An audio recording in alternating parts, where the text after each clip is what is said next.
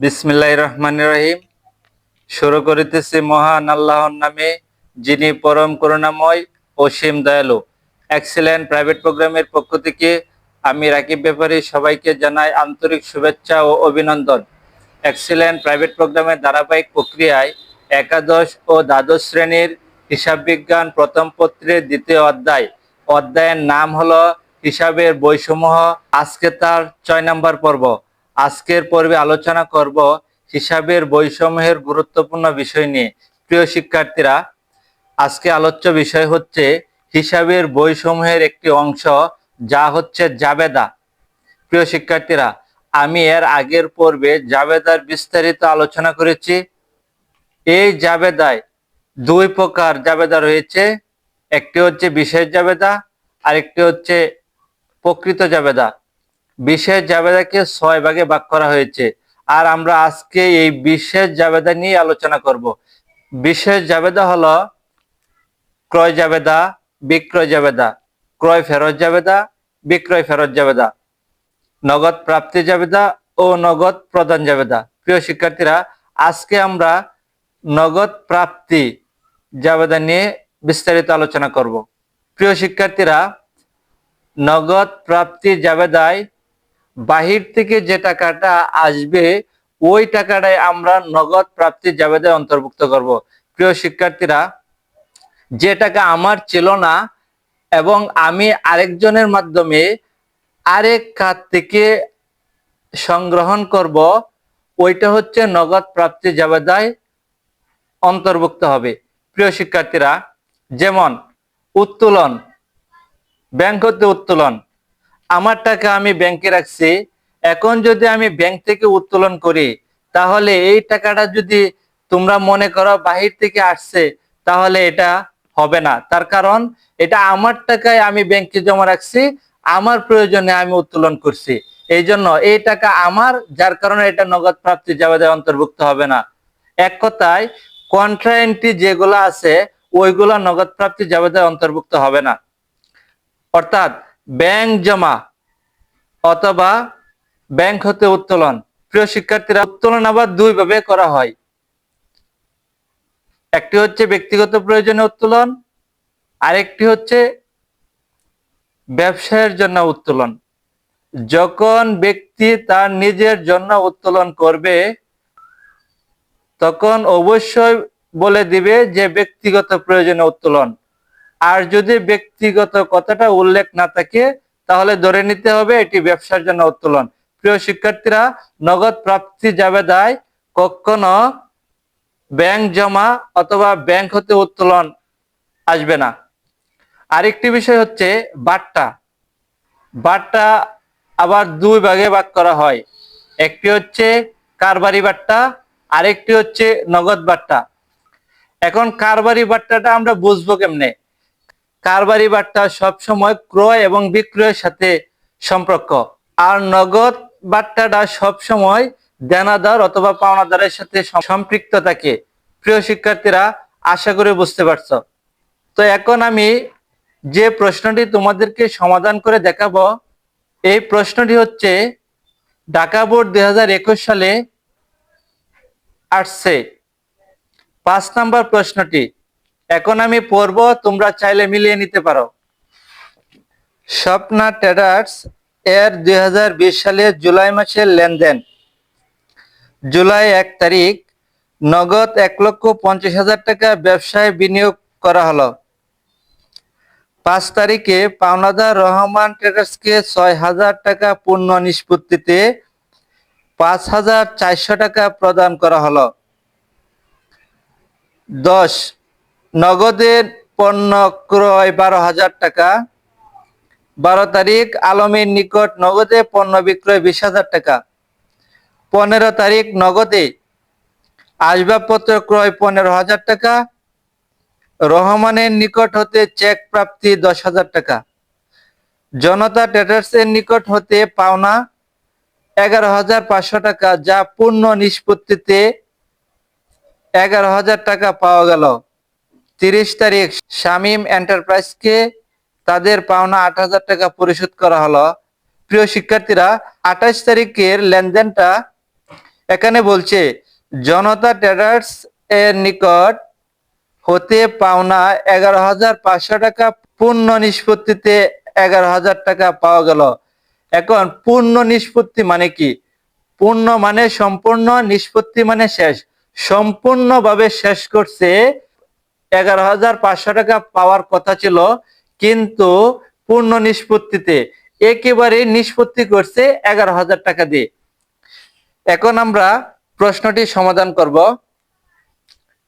প্রিয় শিক্ষার্থীরা, প্রশ্নটি সমাধান করার আগে নগদ প্রাপ্তি জাবেদা বিষয়ে একটু আলোচনা করি। প্রিয় শিক্ষার্থীরা, এখানে নগদ প্রাপ্তি জাবেদার গড় সংখ্যা 8টি, যেমন তারিখ, ক্রেডিট হিসাব কাজ, সূত্র, নগদান হিসাব ডেবিট, বাট্টা হিসাব ডেবিট, বিক্রয় হিসাব ক্রেডিট, প্রাপ্য হিসাব ক্রেডিট এবং অন্যান্য হিসাব ক্রেডিট।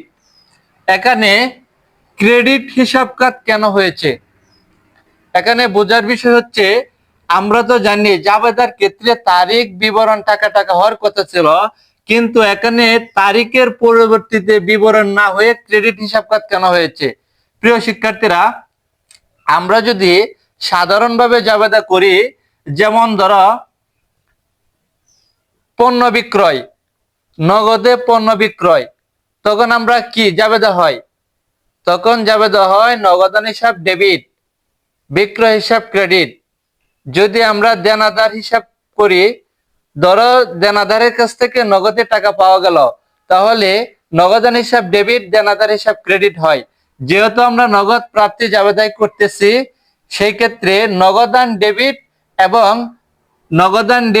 এবং বিক্রয় অথবা দেনাদার হিসাব ক্রেডিট, এই ক্রেডিট হওয়ার কারণে আমরা এখানে ক্রেডিট হিসাব কাজ লিখছি। আশা করি বুঝতে পারছো। প্রিয় শিক্ষার্থীরা, 1 তারিখে লেনদেনটি হচ্ছে নগদ 1,50,000 টাকা ব্যবসায় বিনিয়োগ করা হলো। নগদে ব্যবসা পরিচালনা করার জন্য 1,50,000 টাকা বিনিয়োগ করা হয়েছে। এই জন্য আমরা বিনিয়োগ করার কারণে এটা মূলধন, আমরা মূলধন নামে লিখবো। মালিক নগদে ব্যবসায় বিনিয়োগ করছেন, বিনিয়োগ করার কারণে একটি মূলধন, এই জন্য আমরা বিনিয়োগ না লিখে মূলধন নামে লিখব।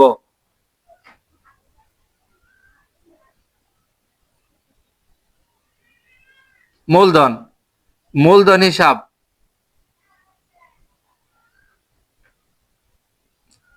মূলধন হিসাব আমরা 1,50,000 টাকা নগদে এবং যেহেতু ডেবিট এবং ক্রেডিট উভয় দিক মিলবে, সেই ক্ষেত্রে এখানে কোনো গড় নেই, মালিকানা সত্ত্বের কোনো গড় নেই, বিধায় আমরা অন্যান্য করে লিখবো 1,50,000। প্রিয় শিক্ষার্থীরা, তারপর 5 তারিখ পাওনাদার রহমান ট্রেডার্সকে 6,000 টাকা পূর্ণ নিষ্পত্তিতে 5,400 টাকা প্রদান করা হলো। এই লেনদেনটি আসবে না। 10 তারিখ নগদে পণ্য ক্রয় সংক্রান্ত লেনদেন আসবে না। 12 তারিখ আলমের নিকট নগদে পণ্য বিক্রয়, এই লেনদেনটি অন্তর্ভুক্ত হবে। 12 তারিখে বলছে আলমের নিকট নগদে পণ্য বিক্রয়, যেহেতু বিক্রয়, আমরা বিক্রয় হিসাবে লিখবো বিক্রয় হিসাব 20,000 টাকা, আমরা বিক্রয়ের ঘরে লিখবো 20,000 টাকা। নগদে পাইছি এবং বিক্রয় করছি। প্রিয় শিক্ষার্থীরা, তারপর লেনদেন হচ্ছে 15 তারিখ নগদে আসবাবপত্র ক্রয় 15,000 টাকা, ক্রয় সংক্রান্ত লেনদেন আসবে না। তারপর হচ্ছে 20 তারিখ রহমানের নিকট হতে চেক প্রাপ্তি 10,000 টাকা। তারপর হচ্ছে 20 তারিখ প্রাপ্য হিসাব, কারণ রহমানের কাছ থেকে চেক পাওয়া গেল, প্রাপ্য হিসাব অথবা রহমান হিসাব যে নামে লেখো, নগদ হচ্ছে 10,000 টাকা এবং প্রাপ্যর গড়ে হবে 10,000 টাকা। তারপর প্রিয় শিক্ষার্থীরা, 28 তারিখ জনতা ট্রেডার্স এর নিকট হতে পাওনা 11,500 টাকা পূর্ণ নিষ্পত্তিতে 11,000 টাকা পাওয়া গেল। তারপর হচ্ছে 28 তারিখ প্রাপ্য হিসাব, অথবা তোমরা জনতা ট্রেডার্সও লিখতে পারো। 11,500 টাকা পূর্ণ নিষ্পত্তি 11,000 টাকা পাইছে।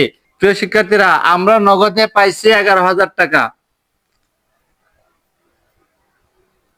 বাকি রয়েছে কত? 500। এই 500 হচ্ছে নগদ বাট্টা। আমি আগেই বলছি যে বাট্টা, কারবারি বাট্টায় নগদান বইতে অথবা নগদ প্রাপ্তি জাবেদায় আসবে না। এখন আমরা বুঝবো কিবা এটা কারবারি বাট্টা না নগদ বাট্টা। যদি ক্রয় এবং বিক্রয়ের সাথে উল্লেখ থাকতো তাহলে এই বাট্টাটা আমরা নিতাম না। যেহেতু ক্রয় এবং বিক্রয়ের সাথে উল্লেখ নাই, দেনাদার অথবা পাওনাদারের সাথে উল্লেখ আছে, এই জন্য কি করব, আমরা এই বাট্টাটা নিব। বাট্টা হচ্ছে 500 টাকা।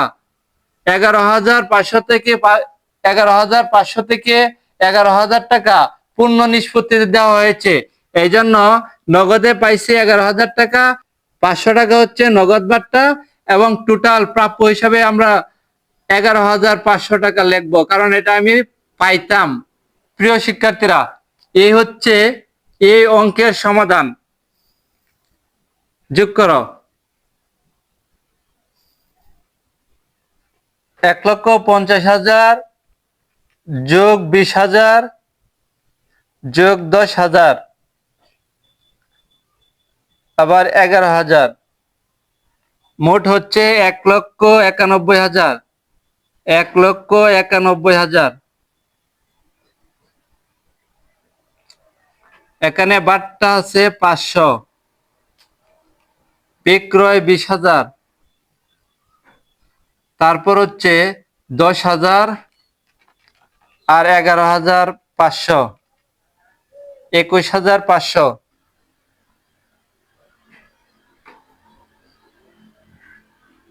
তারপর 1,50,000। প্রিয় শিক্ষার্থীরা, এই হচ্ছে প্রশ্নের সমাধান। প্রিয় শিক্ষার্থীরা, আজকে যে বিষয়টি নিয়ে আলোচনা করেছি, যদি তোমাদের এখানে কারো বুঝতে অসুবিধা হয় তাহলে অবশ্যই আমাকে কমেন্ট বক্সে জানাবে। আমি পরবর্তীতে সংশোধন করে দেওয়ার জন্য চেষ্টা করব। এবং আজকের এই ভিডিওটি দ্বারা যদি তোমাদের একটু উপকারে আসে, অবশ্যই ভিডিও শেষে একটি লাইক, কমেন্ট এবং শেয়ার করতে হবে বন্ধুদের মাঝে। যারা অলরেডি সাবস্ক্রাইব করেছো তাদেরকে অসংখ্য ধন্যবাদ। আর যারা এখনো করো নাই, যদি প্রয়োজন মনে করো চ্যানেলটি সাবস্ক্রাইব করে পাশে থাকবা। সবাই ভালো থাকো, সুস্থ থাকো। আসসালামু আলাইকুম।